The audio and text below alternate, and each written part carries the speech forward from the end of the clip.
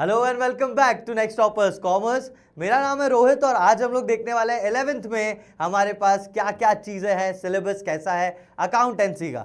तो अब देखो, नई नई पढ़ाई है, नया नया सब्जेक्ट है, तो एक इंटरेस्ट के साथ स्टार्ट करना तुम लोग, मतलब वो तो मैं करवा ही दूंगा इंटरेस्ट के साथ, डोंट वरी। बट क्या है, कैसी कैसी बुक्स हैं, क्या क्या आता है अकाउंट्स में, वो सारी चीज़ें देखते हैं। तो देखो, क्लास 11th में आपके पास 2 NCERT बुक्स हैं जिनमें से आप पढ़ोगे नहीं, क्योंकि मोस्टली बच्चे क्या है ना, वो रिफ्रेशर्स में से पढ़ते हैं। तो वो एक TS ग्रेवाल लेके आते हैं इतनी मोटी, है ना, और या तो फिर वो DK गोयल लेके आ जाते हैं। मैं दिखाऊं कौन सी बुक्स? अरे यार, बुक्स पड़ी है मेरे टेबल पे, ऐसे पाइल पूरा लेके आ जा, है ना। तो वो ऐसी बुक से आप पढ़ोगे। तो है बेसिकली 2 NCERT के 2 पार्ट्स है, part number 1 and part number 2। अब पार्ट नंबर 1 में क्या चैप्टर्स हैं, 2 में क्या चैप्टर्स हैं, वो तो मैं बताऊंगा ही, लेकिन तुम 2 मिनट के लिए समझो कि ये है क्या चीज़, हम करते क्या है अकाउंट्स में। तो 11th की अकाउंट्स में पता है हम क्या करते हैं? हम एक बंदा होता है जिसको हम बोलते हैं, ये एक बंदा है ऐसा, ठीक है। इस बंदे का नाम होता है सोल प्रोप्राइटर। क्या होता है? सोल प्रोप्राइटर इसका नाम होता है। सोल प्रोप्राइटर मतलब अकेला बिजनेसमैन जो बिजनेस कर रहा है। हम इसके बिहाफ पे इसकी सारी अकाउंटिंग करते हैं। तो इसके पास जो भी पैसा आया गया, इसके पास जो ट्रांजैक्शंस हुए, कैसे कैसे डॉक्यूमेंट्स हैं जो ये मेंटेन करता है, ये सारी चीज़ें हम पढ़ते हैं अकाउंटेंसी में, और यही है अकाउंटेंसी। इस बंदे से रिलेटेड पूरी अकाउंटिंग करना ही अकाउंटेंसी है, जो अपन 11th में पढ़ने वाले हैं।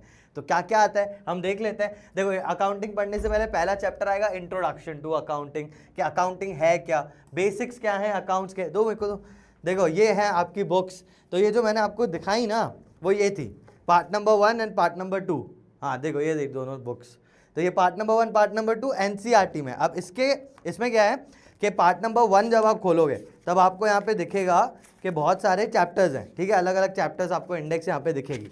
बता दूं कौन सी? देखो, ये पार्ट नंबर 1 ही देख रहे हैं। तो पार्ट नंबर 1 देखो, मोटा है ना भाई, तो इस पर थोड़े से ज़्यादा चैप्टर है। देखो कितने चैप्टर है पार्ट नंबर 1 में। देखो, ये सारे चैप्टर्स यहाँ शुरू होते हैं 1, ये भी पार्ट नंबर 1 में ही चल रहा है, ये भी पार्ट नंबर 1 में ही है। अब आता है पार्ट नंबर 2। पार्ट नंबर 2 में 3। अब ये 3 वाली ये छोटी बुक है, देखो पतली सी, दिख रही है तुमको? ये दिख रही है मोटी मोटी? अबे दिख रही है, नहीं दिख रही है? ऐसे हाँ हाँ मत बोल देना बस।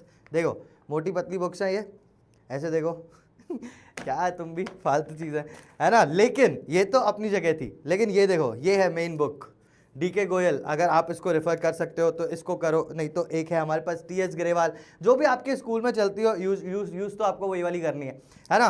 तो ये है TS ग्रेवाल, ये भी इतनी मोटी बुक है, और ये है DK गोयल, ये भी अच्छी खासी है। तो डरना मत है, बहुत सिंपल सी बुक्स है, यही है अपना छोटा सा सिलेबस है, अपन उसको देख लेते हैं। तो ये बुक्स भी मैंने आपको बता दी। अब बुक्स, अब बोलोगे कि मैं कौन सी रेफर करता हूँ, तो भाई देख, मेरे पास तू मुझे बता मैं कौन सी बुक्स रेफर करता हूँ, बता। देख, ये मेरे पास रखी हुई हैं ये सब, बता कौन सी रेफर करता हूँ मैं, बता, दिमाग है ना तेरे में, तू बता मैं कौन सी रेफर करूँगा। भाई सब खरीद के रखी है मैंने। तो जो मेरा कंटेंट होएगा वो सब में से होता है, और इवन एक और बुक है अट्रिया करके, वो सब तुम्हें लेने की ज़रूरत नहीं है। तो लाइक वो वाली बुक्स हैं जहाँ पे वो भी मैं रेफर करता हूँ। तो बहुत सारी बुक्स है, तेरे को जो मिलेगा it will be a full content from my side, तो डोंट वरी अबाउट दैट, ठीक है। तो अभी अपन कहाँ थे कि भाई सोल प्रोप्राइटर जो है, इसके बेसिस पे हम लोग अकाउंटिंग कर रहे हैं। क्या क्या पढ़ते हैं, सबसे पहले देखते हैं कि अकाउंटिंग क्या होती है। अकाउंटिंग में टर्म यूज होते हैं, debtor, creditor, bad debts, financial accounts, trading, profit and loss. तो ये वाले बेसिक टर्म्स हैं, ये सारी टर्म्स अपन पढ़ेंगे। हम थ्योरी पढ़ेंगे, थ्योरी मतलब रूल्स पढ़ेंगे अपन। तो यहाँ पे कुछ रूल्स आते हैं, रूल्स का एक और चैप्टर होता है, ये रहा, ये दो रूल्स के चैप्टर है कि कैसे अकाउंट्स बनाने चाहिए, कुछ रूल्स, है ना। उसके बाद आता है बेसिस ऑफ अकाउंटिंग। 2 तरीके से अकाउंटिंग होती है, कैश में भी अकाउंटिंग होती है, उधार पे भी अकाउंटिंग होती है। भाई अगर बिजनेस में कोई चीज़ कोई मुझसे उधार लेके गया, उसको भी लिखूंगा ना मैं, उसको भूल थोड़ी जाऊंगा, है ना। तो वो उधार वाली ट्रांजेक्शन और कैश वाली ट्रांजेक्शन, ऐसे 2 अकाउंटिंग के अलग अलग बेसिस होते हैं, वो अपन बेसिस ऑफ अकाउंटिंग में पढ़ते हैं। सोर्स डॉक्यूमेंट वगैरह पढ़ते हैं, बिल होता है ना किसी भी चीज़ का, उसको बोलते हैं सोर्स डॉक्यूमेंट। तो ये बिल्स किस किस टाइप के होते हैं, चेक क्या होता है, पे इन स्लिप क्या होती है, ये सारी चीज़ें भी अपन पढ़ेंगे।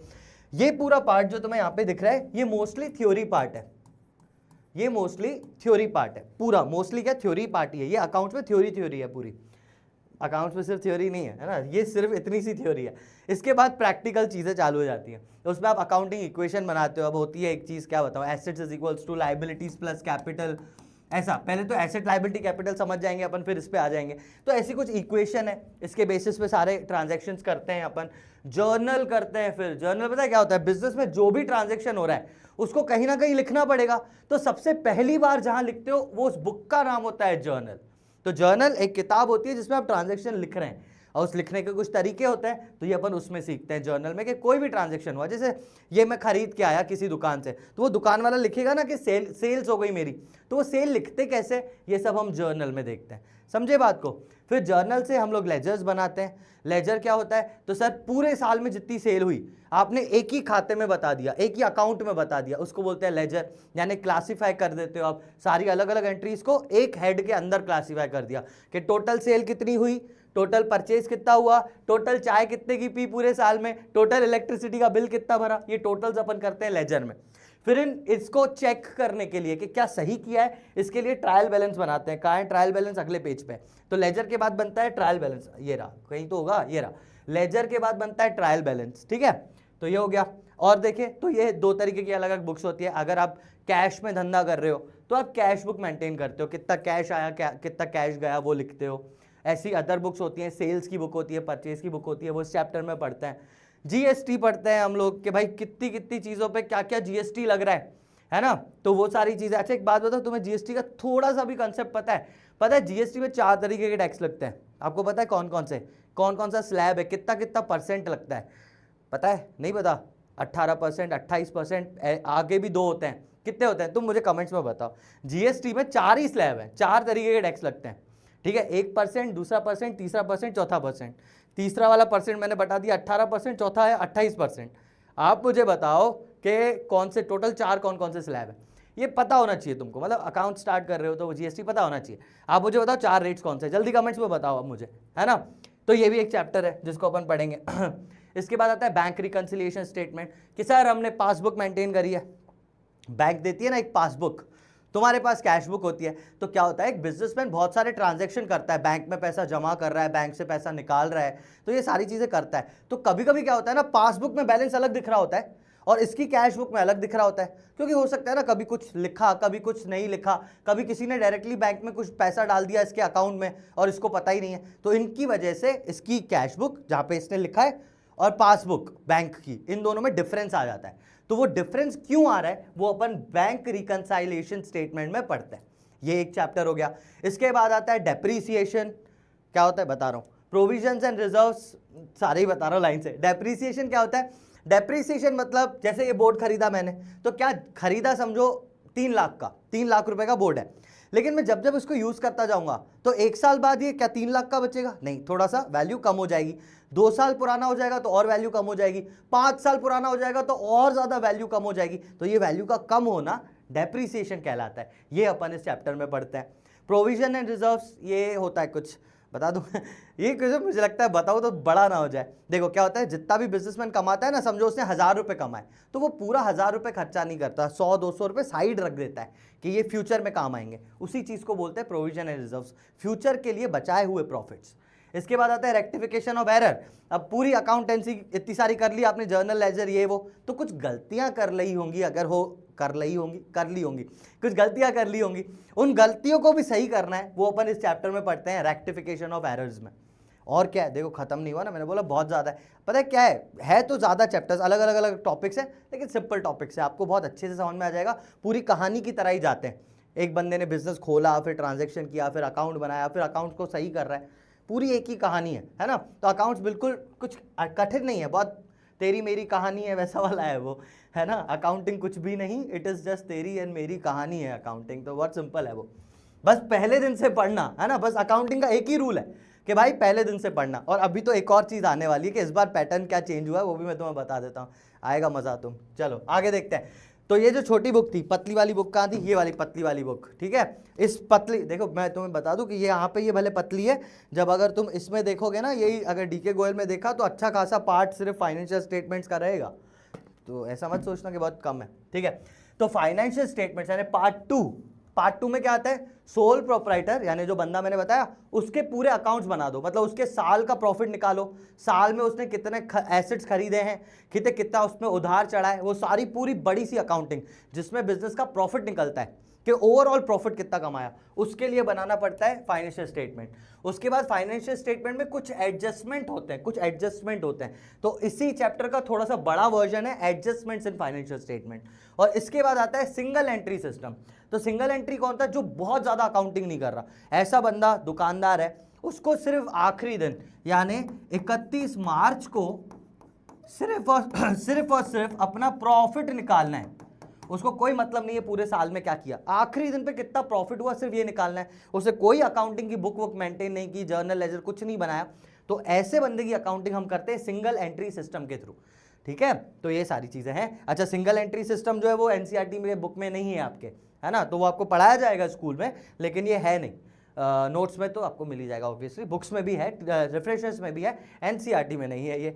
ठीक है, तो चलो, तो ये था पूरा अकाउंटेंसी। अब जो बात मैं बताने वाला हूँ तो भाई उसको अच्छे से सुनना, क्योंकि वो एक चेंज आया है अकाउंटेंसी के पैटर्न में जो बहुत ही अच्छी तरह समझना तुम्हें ज़रूरी है। ठीक है, ध्यान से बिल्कुल देखना बेटा।